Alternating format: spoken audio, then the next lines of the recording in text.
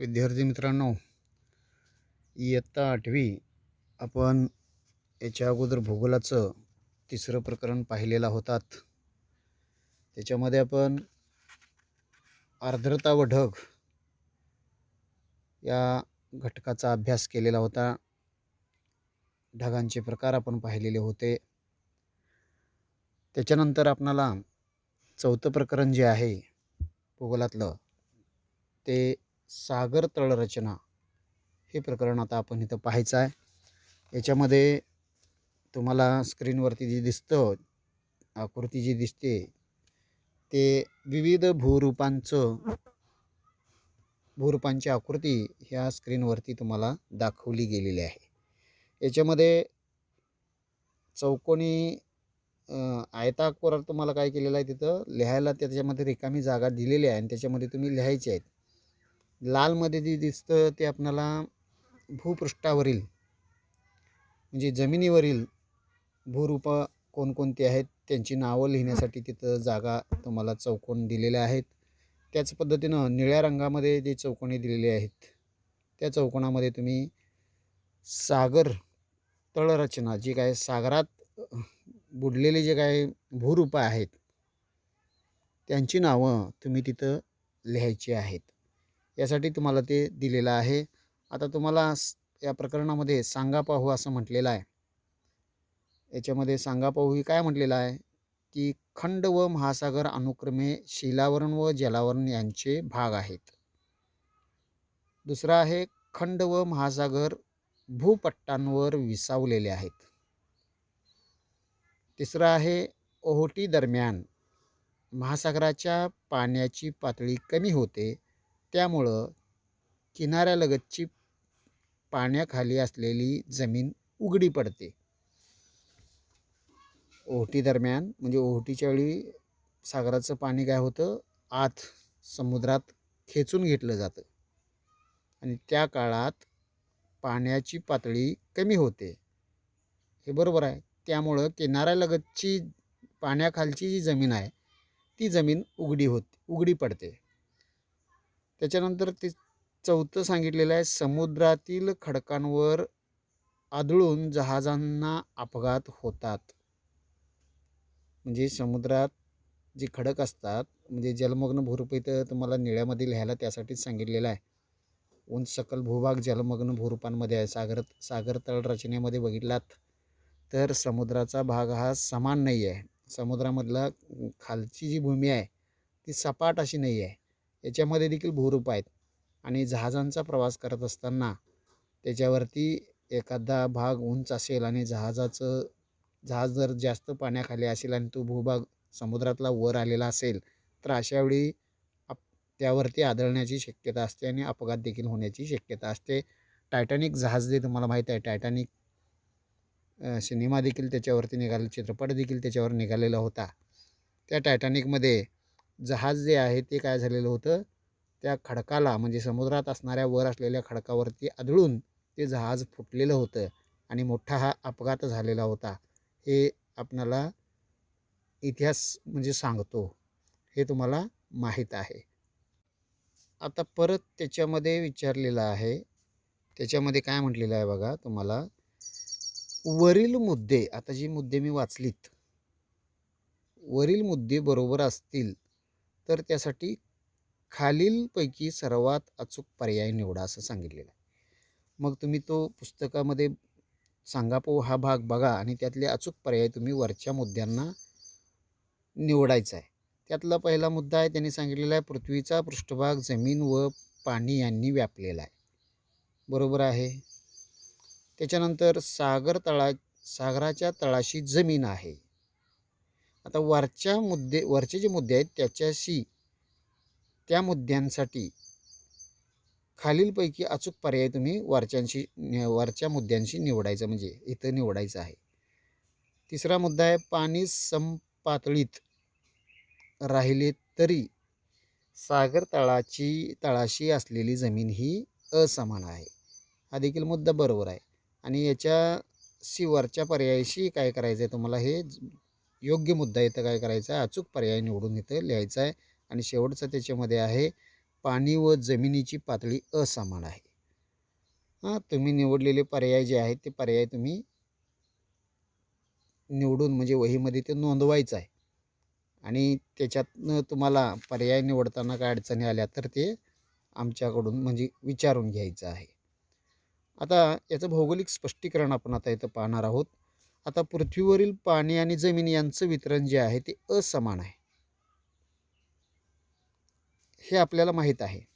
सुमारे जवळजवळ पृथ्वीवरती पाण्यानं व्यापलेला भाग, पृथ्वीचं पृष्ठभाग पाण्यानं व्यापलेला जो आहे तो जवळजवळ 71% भाग म्हणजे पाण्यानं पृथ्वीचा व्यापलेला आहे. तरी या पाण्याखालीही काय आहे, जमीनच आहे. मात्र ती पाण्याप्रमाणे समपातळीत नाही आहे. जमीन आहे ती समपातळीत नाही आहे. पाणी समपातळीत आहे, पण जमीन समपातळीत नाही आहे. आता भूपृष्ठावर आपल्याला दिसणाऱ्या असमान उंचीच्या प्रदेशाचे आपण अनेक भूरूपांमध्ये वर्गीकरण करतोय. असेच वर्गीकरण तुम्हाला जलमग्न जमिनीचं करता येतं. आता इथं भूपृष्ठावरती दिलेले जे जमीन आहे, हे भूपृष्ठ आहे. इथून इथं हा भाग जो आहे तो भूपृष्ठाचा म्हणून दिलेला आहे. याच्यावरती आपण जमिनीचं वर्गीकरण कसं करतोय, हे जे आहे पर्वत म्हणून करतोय. हे काय करतोय, पर्वत. हे जे आहे ते पठार आणि हे जे आहे ते आपण काय करतोय, मैदान. म्हणजे हे मैदान आहे, हे पठार आहे आणि हे काय आहे, पर्वत आहे. म्हणजे हे जे पृथ्वीवर असणारे भूरूप जे आहेत त्यांचं वर्गीकरण आपण करतोय. पृथ्वीवर असणाऱ्या भूरूपांचं आपण कसं करतोय, पर्वत एक जे आहे ते कुठलं, हे पर्वत, हे पठार आणि जे आहे ते मैदान, असं वर्गीकरण आपण काय केलं. इथं या चौकोनीमध्ये आपण तुम्ही काय करायचं, इथं पर्वत लिहायचा आहे, इथं पठार लिहायचं आहे, इथं मैदान लिहायचं आहे. बरोबर आहे. म्हणजे अशा पद्धतीनं भूपृष्ठावर असणाऱ्या म्हणजे भूपृष्ठावर आपल्याला दिसणाऱ्या असमान उंचीच्या प्रदेशांचं आपण भूरूपांमध्ये, अनेक भूरूपांमध्ये म्हणजे कोणत्या भूरूपांमध्ये, पर्वत, पठार, मैदान या भूरूपांमध्ये वर्गीकरण करतोय. तसंच तुम्हाला काय सांगितलेलं आहे, जलमग्न जमिनीचं देखील वर्गीकरण करता येतं. आता जलमग्न भूमी कुठं दाखवलेला आहे, इथून इकडचा जो भाग आहे, हा जो भाग आहे हे जलमग्न काय आहेत, भूरूप आहेत. ती जमीन आहे जलमग्न. त्याचं वर्गीकरण काय करायचं तुम्हाला सांगायचं आहे. त्या निळ्या ह्याच्यामध्ये तुम्हाला काय करायचं आहे, लिहायचं आहे. निळ्या चौकोनामध्ये ते वर्गीकरण तुम्ही तिथे लिहिणार आहात. आता या ठिकाणी परत तुम्हाला सांगितलेलं आहे, पुस्तकामध्ये चौकोनामध्ये सांगितलेलं आहे, जरा विचार करा. भूप्रदेशावरील भूरूपांचं वर्गीकरण जर उंची व आकारानुसार होत असेल तर जलमग्न जमिनीचं वर्गीकरण कशा आधारे करता येईल. आता हा प्रश्न तुम्हाला सांगितलेला आहे की भूप्रदेशावरील वर्गीकरण उंचीनुसार करतोय. आता जलमग्न भूरूपांचं वर्गीकरण कशा आधारे करता येईल. आता सहज आपल्याला सांगता येईल, हे उंचीनुसार. इकडं कसं आपण काय करतोय, तर उंचीनुसार, हे उंचीनुसार काय केलं आपण वर्गीकरण केलेलं आहोत. पर्वत, पठार, मैदान असं वर्गीकरण केलं आहे. तर सागरी म्हणजे जलमग्न भूरूपांचं वर्गीकरण तुम्हाला सांगितलेलं आहे कशा आधारे करता येईल. ते उंचीनुसार म्हटल्यानंतर हे कसं असणार आहे, खोलीनुसार असणार. हे कसं असणार आहे, खोलीनुसार. याचं वर्गीकरण आपण सागरी भूभागांचं जलमग्न भूरूपांचं आपण खोलीनुसार वर्गीकरण करत असतो. आता आकृती क्रमांक 4.1 याचं तुमच्या स्क्रीनवरती ती आकृती आहे. या 4.1 मधील भूरूपांना नावं देण्याचा प्रयत्न करा म्हटलेलं आहे. ते नावं तुम्ही या प्रकरणाचा पूर्ण अभ्यास केलात तर तुम्हाला त्याची नावं तुम्हाला देता येतील. ते प्रयत्न करा. ते त्याच पाठ्यपुस्तकामधल्याच ज्या चौकोनी आहेत त्या चौकोनांमध्ये पेन्सिलनं, पेनानं न लिहिता आपण पेन्सिलनं लिहा. म्हणजे जेणेकरून ते पुस्तक आपल्याला पुढच्या वर्षी आपण परत जमा करत असतो. पुढच्या वर्षीच्या मुलांना परत ते पेननं लिहिलेलं असेल तर ती कृती करता येणार नाही. यासाठी तुम्ही पेन्सिलनं लिहायचं. आणि जी कृती तुम्ही पेन्सिलनं केलेलं आहात ते तुमचं सगळं झाल्यानंतर वर्ग संपल्यानंतर तुम्ही 9वीत गेल्यानंतर ते जे काय तुम्ही लिहिलेलं होता पेन्सिलनं ते खोडून द्यायचं.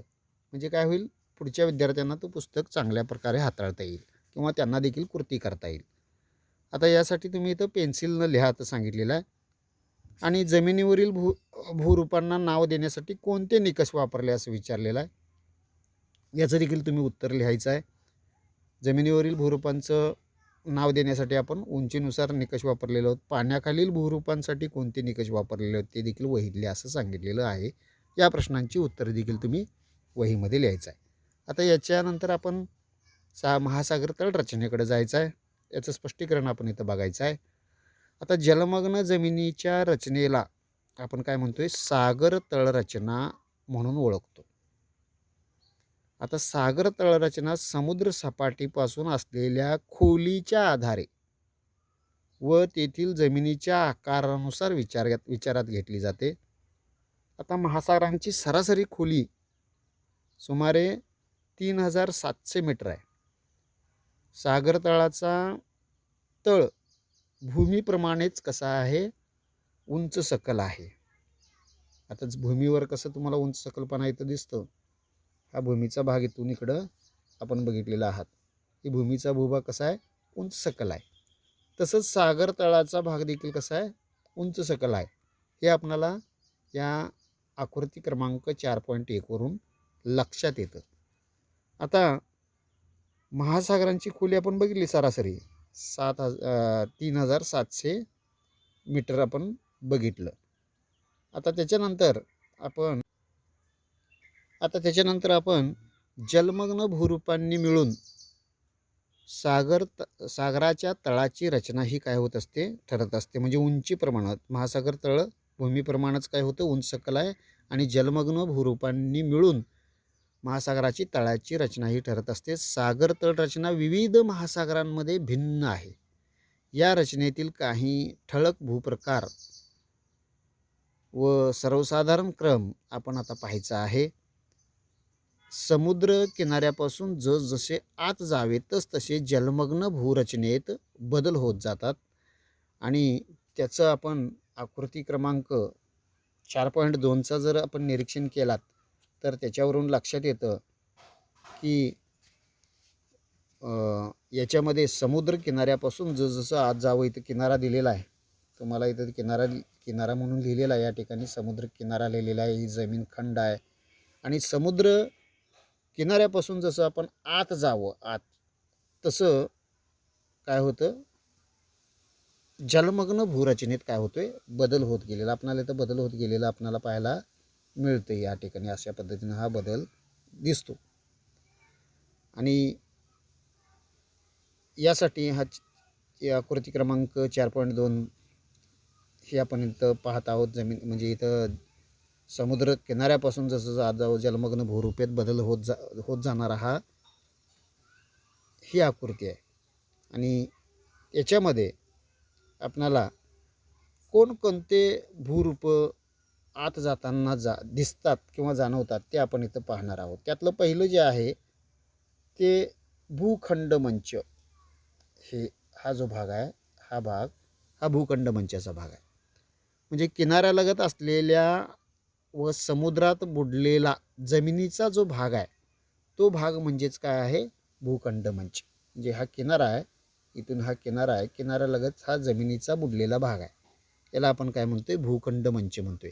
आणि हा सागर तळाचा सर्वात उथळ भाग आहे. आणि यालाच समुद्रबूड जमीन असं देखील म्हटलं जातं. आणि त्याचा उतार कसा असतो, मंद. इथं दिसतं बघा, मंद उतारानं हा भाग काय दिसतो, इथं मंद उताराचा आहे. हा उतार कसा दिसतोय, अतिशय मंद असं उतार आपल्याला इथं पाहायला मिळतो. हा भूखंड मंचाचा विस्तार सर्वत्र सारखा नसतो. सगळ्या खंडांच्या किनारपट्टीवर भूखंड मंचाचा विस्तार हा काही नाही आहे, सारखा नसतो.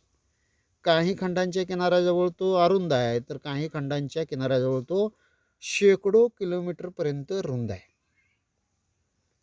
याची खोली सर्वसाधारणपणे किती असते, समुद्र सपाटीपासून 200 मीटरपर्यंत. म्हणजे इथून इथंपर्यंत जी खोली जी आहे समुद्र सपाटीपासून याची खोली किती असते, 200 मीटरपर्यंत याची काय असते सर्वसाधारणपणे खोली असते. आणि या भूखंड मंचावरतीच आपणाला विविध प्रकारचे म्हणजे खनिजे वगैरे आपणाला पाहायला मिळतात. म्हणजे खनिजांचा वगैरे आपण शोध घेत असताना बघतोय खनिज तेला नैसर्गिक वायूसाठी असू देत किंवा खनिज तेलासाठी असू देत, हे या भूखंड मंचावरची आपणाला मिळतात. त्याच ठिकाणी मासेमारी हा व्यवसाय देखील मोठ्या प्रमाणात भूखंड मंचावरती चालत असतो. आता भूखंड मंचाचा विस्तार हा वेगवेगळ्या किनारपट्टीवरती वेगवेगळ्या प्रकारचा आपल्याला विस्तार पाहायला मिळतोय. आता मानवाच्या दृष्टीनं हा भूखंड मंच अतिशय महत्त्वाचा आहे. जगातील मासेमारी विस्तृत म्हणजे क्षेत्र जे आहे ते भूखंड मंचावरच आहेत. मासेमारीची विस्तृत क्षेत्र कुठं आहेत? भूखंड मंचावरतीच म्हणजे मासेमारीची विस्तृत क्षेत्र आपल्याला पाहायला मिळतात. भूखंड मंच हा भाग उथळ असल्यामुळं तिथपर्यंत सूर्यकिरणं तळापर्यंत पोचू शकतात आणि त्यामुळं त्या ठिकाणी सागरी वनस्पती उगवतात. या भागामध्ये सूर्यकिरणं काय होतात, तळापर्यंत इथं पोचतात आणि वनस्पतींच्या वाढीसाठी सूर्यकिरणांची आवश्यकता असते आणि सूर्यकिरणं त्या ठिकाणी तळापर्यंत पोचू शकत असल्यामुळं त्या ठिकाणी प्लवंगची निर्मिती होते. प्लवंग, शेवाळ अशा वनस्पतींची काय होते, निर्मिती होत असते. आणि ते जे आहे प्लवंग किंवा शेवाळ हे कशाचं खाद्य आहे? माशांचं खाद्य आहे. आणि त्यामुळं या ठिकाणी माशांचं मोठ्या प्रमाणात पैदास होतो. मासे मोठ्या प्रमाणात त्या ठिकाणी आढळतात आणि त्यामुळं मासेमारी करण्यासाठी तो भाग काय आहे, अत्यंत उपयुक्त आहे. आणि त्यामुळं बऱ्याच ठिकाणी महाराष्ट्र जर बघितलात तर भारतामध्ये मासेमारी करण्यासाठी अग्रेसर आहे. महाराष्ट्रामध्ये मोठ्या प्रमाणात मासेमारी ही किनारपट्टीवरती केली जात असते आणि त्यामुळं त्याच्यापासून अनेक प्रकारची उत्पादनं वगैरे घेतली जात असतात. तेच नाही तर परत खनिज तेल, नैसर्गिक वायू, विविध खनिजांचे म्हणजे काय असतं, खनिजे आहेत भूखंड मंचावरून आपण खनन करून काय करतो, मिळवत असतो. आता आपल्या महाराष्ट्रामध्येच असणारं महाराष्ट्राची राजधानी मुंबई या ठिकाणी किनारपट्टीवरून 45 किलोमीटर आत गेला तर त्या ठिकाणी मुंबई हाय किंवा बॉम्बे हाय त्याला म्हणतात. आणि त्या ठिकाणी आपण काय केलेलं आहे, खनिज तेल साठे तिथं सापडलेले आहेत. आणि त्या खनिज तेलाचं महत्त्व तुम्हाला माहिती आहे. आता दिवसेंदिवस खनिज तेलाची किमती ही देखील वाढत चाललेली आहेत आणि ते एक दिवस संपुष्टात पण येणार आहेत. आणि त्यामुळं मानव आता सागरी तळावर जाऊन ही खनिज तेलाचा शोध देखील घेण्याचा प्रयत्न आता करत चाललेला आहे. आणि खनिज तेल असेच नाही तर नैसर्गिक वायूचे विविध म्हणजे किंवा विविध खनिजे देखील भूखंड मंचावरती आपणाला काय होतात, मिळतात. आता अरबी समुद्रातील खनिज तेल नैसर्गिक वायू मिळणारं भूखंड मंचावरील एक क्षेत्र आहे, मोठं क्षेत्र आहे. मुंबई हा या ठिकाणी आपण ते केलेलं आहे. हे भूखंड मंच पाहिलं. त्याच्यानंतर आपण पाहणार आहोत खंडांत उतार. आता हा जो आहे की नाही इथं दाखवलेला असा खंडांत उतार. खंड संपला इथं, खंडाची भूमी इथं संपली, खंडाच्या भूमीचा इथं अंत झाला आणि तिथून उतार सुरू झाला, त्याला खंडांत उतार असं म्हटलं जातं. आणि खंडांत उतार आपण आता पाहणार आहोत. आता भूखंड मंचाचा भाग संपल्यावर समुद्र तळाचा उतार काय होतोय, तीव्र होतोय. इथं तीव्र तुम्हाला उतार दिसतो का? पहा, हा उतार तीव्र झालेला आहे.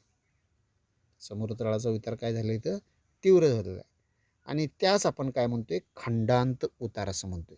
आता समुद्र सपाटीपासून याची खोली सुमारे, आता भूखंड मंचाची उंची खोली किती आहे, 200 मीटर, बरोबर आहे, 200 मीटर. आणि त्याच्यानंतर 200 मीटर ते 200 मीटरपासून 3700 मीटरपर्यंत ती खोली असते, खंडांत उताराची ही खोली. काही ठिकाणी ही खोली त्याहीपेक्षा जास्त, आता या ठिकाणी तुम्हाला जास्त दिसते बघा. खंडांत उताराचा विस्तार कमी असतो. सर्वसाधारणपणे खंडांत उताराची अधसीमा ही भूखंडाची सीमा असते. ही अधसीमा काय, भूखंडाची काय सीमा मानली गेलेली आहे. आणि त्याचा विस्तार देखील, कारण हा तिरका आहे, तीव्र उताराचा आहे, त्यामुळे विस्तार देखील त्याचा काय असतो, कमी असतो. त्याच्यानंतर आपण पुढचा भूभाग या जलमग्न भूरूपांमधला पाहणार आहोत किंवा सागर तळरचनेतला पाहणार आहोत, तो जो आहे तो सागरी मैदान. आता खंडांत उताराला लागून, आता हे खंडांत उतार इथं संपलं आणि त्याला लागून सागराची तळरचना कशी असते, सपाट भाग जो असतो त्याला आपण काय म्हणतोय, सागरी मैदान असं म्हणतोय. असं सागरी मैदानावर लहान मोठ्या आकाराचे काय असतात, जलमग्न उंचवटे देखील असू शकतात. इथं दाखवलेलं आहे. या ठिकाणी देखील लहान मोठे असे उंचवटे या मैदानाला लागून दिसतात तुम्हाला. म्हणजे लहान मोठे उंचवटे देखील या ठिकाणी असतात. मग त्या लहान मोठ्या उंचवटांमध्ये मग पर्वत असेल, बेटं असतील. इथं दाखवलेले आहेत बघा. इथं पर्वतीय प्रदेश असा उंच गेलेला आहे आणि वर आलेला भाग हा बेट म्हणून ओळखतोय. म्हणजे मध्यसागरी पर्वतरांग इथं दिसते. त्यालाच वरचा भाग, जमिनीचा भाग जो पाण्यात येतो त्याला आपण सागरी भागामध्ये जमिनीचा वर आलेला भाग आपण त्याला आपण पर्वत असं म्हणतोय, आपण बेट असं म्हणतोय. पर्वताचा राहिलेला समुद्र सपाटी म्हणजे पाण्याच्या वर आलेला भाग, सागरामध्ये आलेला भाग जो आहे त्याला आपण बेट म्हणतोय. म्हणजे हे उंचवटे आहेत, लहान मोठ्या आकाराचे जलमग्न उंचवटे आहेत. त्याच्यामध्ये पर्वत, पठारे इत्यादी भूरूपं आपल्याला पाहायला मिळतात. आता त्याच्यानंतर आपण इथं काय पाहणार आहोत, सागरी पर्वत रांगा व पठारे. आता सागर तळावरील पर्वतरांगा हे जलमग्न पर्वत म्हणून ओळखले जातात. आता या पर्वतरांगा शेकडो किलोमीटर रुंद देखील असू शकतात, तर हजारो मीटर काय असतात, किलोमीटर ते लांब देखील असू शकतात. आणि जलमग्न पर्वतरांगांच्या शिखरांचे जे भाग काही ठिकाणी समुद्र सपाटीच्या वर आलेले असतात त्यांना आपण काय म्हटलेलं आहे, बेट असं म्हटलेलं आहे. बेट म्हणून ते ओळखलं जातं. आता या आकृतीमध्ये बेट हा तुम्हाला भाग या ठिकाणी आलेला वर दिसतोय. उदाहरणार्थ आता आइसलँड, अटलांटिक महासागर, अंदमान निकोबार बेटं बंगालच्या उपसागरात आहेत. आता भारताची भूमी तुम्ही बघितलेला असाल, भारताचा भाग असा त्रिकोणाकृती खाली आलेला आहे आणि या ठिकाणी बंगालचा उपसागर, इकडं या बाजूला बंगालचा उपसागर आहे आणि त्यामध्ये आपल्याला अंदमान निकोबार बेटं या ठिकाणी पाहायला मिळतात. ती काय आहेत, पर्वतांची ती शिखरं आहेत. ते सांगत असताना मी सांगितले शेकडो किलोमीटर रुंद देखील असू शकतात, हजारो किलोमीटर काय असू शकतात, या पर्वतरांगा लांब देखील असू शकतात. त्यामुळं या इथं आपणाला पाहायला मिळतात ते अंदमान निकोबारच्या बेटा ही बेट जे आहेत ते बेट आपणाला याचेच पर्वताचेच भूभाग आपल्याला वर आलेले पाहायला मिळतात. ते बेटांच्या स्वरूपात पाहायला मिळतात. काही सागरी उंचवट्यांमध्ये माथे सपाट असतात व विस्तृत असतात, त्यांना आपण काय म्हणतोय, सागरी पठार असं म्हणतोय. म्हणजे उंच झालेला भूभाग आहे आणि त्या ठिकाणी काय झालेलं आहे, सपाट भूभाग वर तयार झालेला आहे. उंचवटा आहे आणि तिथं काय झालेलं आहे, सपाट भूभाग म्हणजे असा इथं दिसतोय या ठिकाणी. म्हणजे हे उंच जलमग्न भूरूपांमधला सपाट भूभाग उंच असतो त्याला आपण काय म्हणतोय, पठार असं म्हणतोय. म्हणजे अशा प्रकारचे पठार हिंदी महासागरातील छागोस पठार आपल्याला पाहायला मिळतं. आपल्या भारताच्या दक्षिणेकडे असलेलं हिंदी महासागर जे आहे त्याच्यामध्ये आपल्याला छागोस पठार असं पाहायला मिळतं. त्याच्यानंतर आपल्याला पुढची भूरूपं याच्यामध्ये पाहायची आहेत, सागरी डोह आणि सागरी गर्ता. आता सागरी डोह आणि सागरी गर्ता या ठिकाणी दाखवलेलं आहे, तुम्हाला आकृतीमध्ये दिसतं 4.2 मध्ये. सागर तळावर काही ठिकाणी खोल, अरुंद आणि तीव्र उताराची विवर सदृश्य म्हणजे भूरूपं आढळतात, त्यांना आपण सागरी डोह असं म्हणतोय किंवा गर्ता असं आपण म्हणतोय. असं तुम्हाला इथं काय दिसतं, डोह दिसतो बघा या ठिकाणी. इथं सागरी डोह म्हणून लिहिलेलं आहे. असं उंच झालेला भाग आणि आत गेलेला आणि बाहेर आलेला आहे. याला आपण इथं खोल भूभाग जो आहे त्याला आपण म्हणतोय विवरासारखा, विवर सदृश्य जे दिसतो त्याला आपण काय म्हणतोय, गर्ता. आणि या ठिकाणी एक दिसतं बघा अशी सागरी गर्ता, ही दिसतं का, डोह लिहिलेला आहे. आणि सर्वसाधारणतः कमी खोली असलेली भूरूप ही सागरी डोह म्हणून ओळखला. इथे कमी खोली असलेला भूभाग जो आहे, तर इथला जो भाग आहे डोह म्हणून ओळखला जातोय. आणि जास्त खोलीच्या लांबवर पसरलेल्या भूरूपास आपण गर्ता, इथं जास्त खोलीचा भूभाग दिसतो त्याला आपण गर्ता असं म्हणतोय. समुद्र सपाटीपासून गर्ताची खोली जी आहे ती हजारो मीटरपर्यंत खोल असू शकते. आता पॅसिफिक महासागरातलं मरियाना गर्ता ही जगातील सर्वात खोल गर्ता म्हणून ओळखली जाते. तिची खोली जर बघितलं तर 11,034 मीटर म्हणजे 34 मीटर खोलीचं काय आहे ते सागरी गर्ता. मध्य आशिया मध्य म्हणजे महासागरीय जलमग्न पर्वत व सागरी गर्ता हे सागर तळाचे भूगर्भशास्त्राच्या दृष्टीनं सर्वात सक्रिय भाग आहेत. या भागात अनेक जागृत ज्वालामुखी देखील असतात. हे प्रदेश अतिशय संवेदनशील आणि भूकंप प्रवण क्षेत्र म्हणून देखील ओळखली जातात. सागर तळावर होणाऱ्या भूकंप व ज्वालामुखीचे उद्रेक यामुळे किनारी प्रदेशामध्ये काय होत असतात, सुनामी लाटा, म्हणजे सागर तळाला जर भूकंप झाला, ज्वालामुखीचा उद्रेक झाला, तर त्या ठिकाणाहून लाटा मोठ्या प्रचंड अशा प्रमाणात मोठ्या लाटा तयार होतात आणि त्याला आपण त्सुनामी लाटा असं म्हणून संबोधत असतो.